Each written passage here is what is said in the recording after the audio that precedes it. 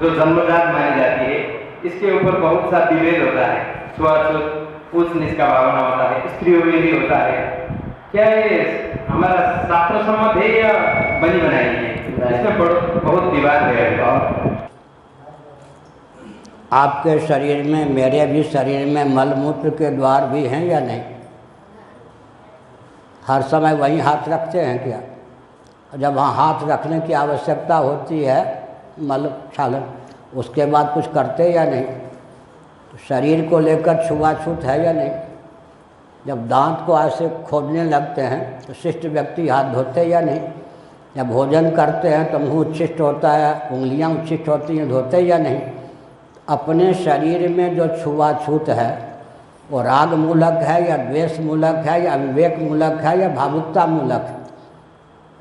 या वो छुआछूत का ध्यान रखना संक्रामक रोग से बचने के लिए आवश्यक है।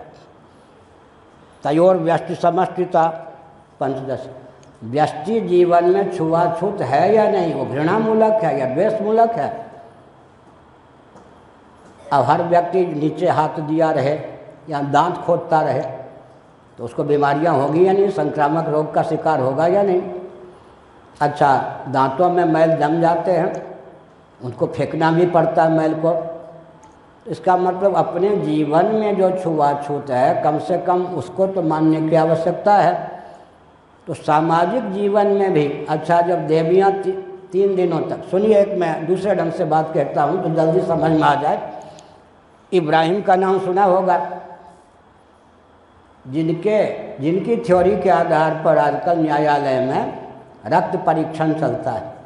तिवारी जी, उत्तर प्रदेश, भारत।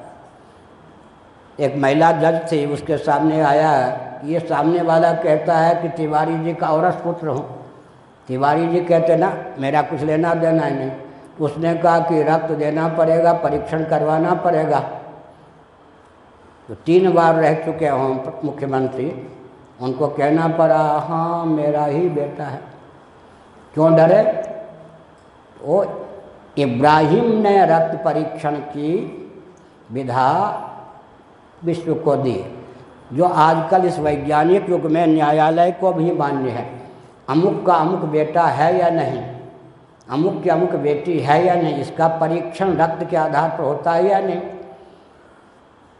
तो हमने क्या संकेत किया?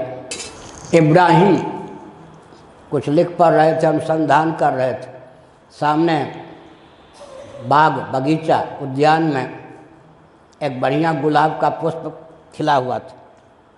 इब्राहिम का ध्यान गया, उनके यहाँ सेवा करने वाली देवी थी, उसको उन्होंने कहा वो गुलाब का फूल जरा तोड़ के लाना, बहुत अच्छा है। वो देवी गए, गुलाब का फूल लाकर तोड़ के दे दिया। उन्होंने कहा ना ना, जिस फूल को तोड़ने के लिए कहा वो फूल नहीं है। उन्होंने कहा आपने यहीं से देखा था, देखिए वहाँ फूलों है क्या? वही फूल है, इतना बढ़िया विकसित, और यहाँ आकर मुरझाया हुआ। हाँ, वहाँ तो फूल और नहीं दिखता है, यही फूल है, कैसे मानूं?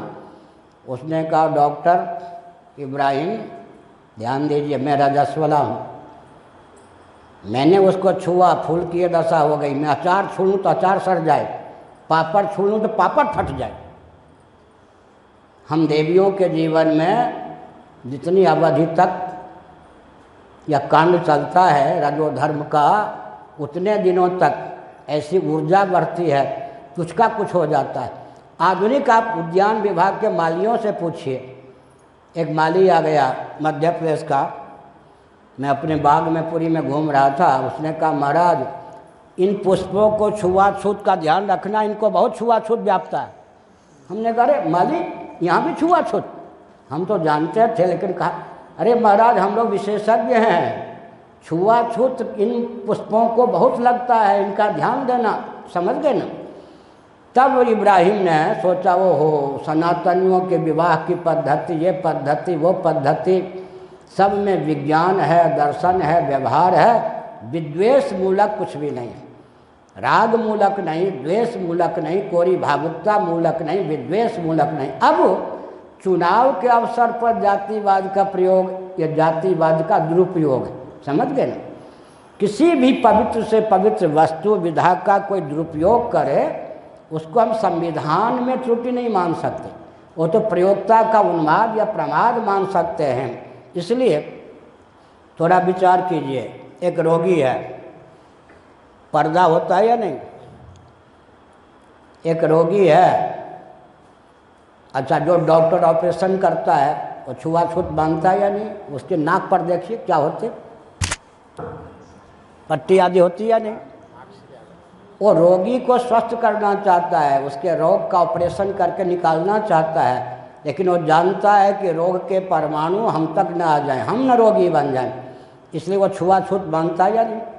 सामने वाला जूते, अच्छा एक चर्म रोगी के चप्पल जूते पहन लीजिए आप, असर पड़ेगा या नहीं? पड़ेगा या नहीं? इसका मतलब क्या होता है? तो दर्शन और विज्ञान से तो छुआछूत आपको मानना ही पड़ेगा। परंपरा से शास्त्रों ने सूक्ष्म दृष्टि का महर्षियों ने आलंबन लेकर जो छुआछूत का विधान बनाया है वो राग मूलक नहीं। अच्छा गुड कंडक्ट बैड, बैठिए, गुड कंडक्ट बैड कंडक्ट ये सब बिजली को लेकर भी छुआछूत है या नहीं? अरे गुड कंडक्ट और बैड कंडक्ट ये छुआछूत है या नहीं? अच्छा आपको पूजन कक्ष में जाना है, तब का वेश, तब की शुद्धता और सामान्य ढंग से शुद्ध, इसका मतलब क्या हुआ? जिस छुआछूत को मानने पर धर्म की रक्षा हो, शील की रक्षा हो, स्वास्थ्य की रक्षा हो, वो राग मूलक नहीं, द्वेष मूलक नहीं, कोरी भावुकता मूलक नहीं, अज्ञान मूलक नहीं, लेकिन किसी भी विधान का, किसी भी प्रथा का अतिरेक विस्फोट कर देता है। अतिरेक माने, अब कर्मकांड का तो रहस्य क्या है, व्यापार कांड का भी रहस्य क्या है?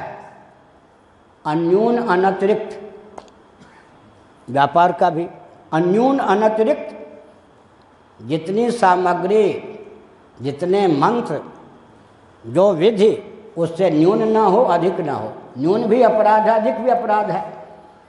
न्यूनातिरिक्त इस दोष से बचा के रहेंगे तो कर्मकांड होगा। ऐसे ही व्यापार में जितना खर्च करना चाहिए या घर चलाने में जितना खर्च करना चाहिए उतना खर्च नहीं करेंगे, जितने खर्च से काम चलता है उससे अधिक कर लेंगे, घर बर्बाद हो जाएगा। अन्यून अनतिरिक्त, तो ये छुआछूत का अतिरेक जब हो गया, दुरुपयोग होने लगा, तब विस्फोट हो गया। और दूसरी बात है कि जो इस तथ्य को, विज्ञान को, दर्शन को नहीं जानते, समझ गए, वो इसको द्वेष गिनने लग गए। राग मूलक नहीं, द्वेष मूलक नहीं, कोरी भावुकता मूलक नहीं और अज्ञान मूलक नहीं। ये तो हर जगह मान्य है। चिकित्सालय में मान्य है या नहीं छुआछूत? अमुक करोगे, यहाँ आप छोड़ दो, गौशाला बनाओ, देसी गायें, जर्सी गायें एक जगह रख लो, देसी गायों की चिकित्सा करते करते आप तंग हो जाएंगे। कानपुर गौशाला, तो मैंने कहा कि अगर जर्सी गाय पालनी है, अलग अलग 4-5 फरलांग की दूरी रखो, तब से गायें स्वस्थ रहने लगी। दोनों प्रकार की गायों को एक जगह रख दीजिए, देसी गाय मरने लग जाएगी। क्या मतलब? वो जर्सी गाय की सांस को वो नहीं सहन सकती। देसी गाय लू सह लेगी, जर्सी गाय लू नहीं सह सकती है। वो छुआछूत, उनमें तो कोई पशु है ना, पशु में भी देखिए देसी गाय के श्वास को विदेशी गाय सह ले, ये कठिन है। विदेशी गाय के श्वास को देसी गाय सह ले, बीमार हो जाएगी। इसलिए छुआछूत जो है शास्त्र सम्मत है, उसके पीछे दर्शन है, विज्ञान है, व्यवहार है। अब आजकल आप देखिए जूठा का परहेज नहीं तो बीमार पड़ते या नहीं। अच्छा स्नान घर में देखिए, स्नान घर और मल त्याग करने में विभाजक रेखा नहीं, जाते ही मल त्याग करो फिर स्नान का स्थान आवेगा, तो सब संक्रामक रोग खाता या नहीं। इसलिए दर्शन, विज्ञान और व्यवहार तीनों दृष्टियों से जो छुआछूत उचित है वो राग मूलक नहीं, द्वेष मूलक नहीं, कोरी भावुकता मूलक नहीं, अविवेक मूलक नहीं, वो सब ठीक है। बहन का स्पर्श और ढंग से होता है, पत्नी का स्पर्श और ढंग से होता है, माँ के भी चरण छूते हैं, माँ भी बच्चे को गले से लगा लेती है, यहाँ भी छुआछूत है या नहीं। भावगत, संबंधगत, वस्तुगत महात्म्य का, गुण का, दोष का आकलन करके जो छुआछूत है उसको माने बिना तो मानव मानव ही नहीं रह सकता है। एक दो प्रश्न और आपको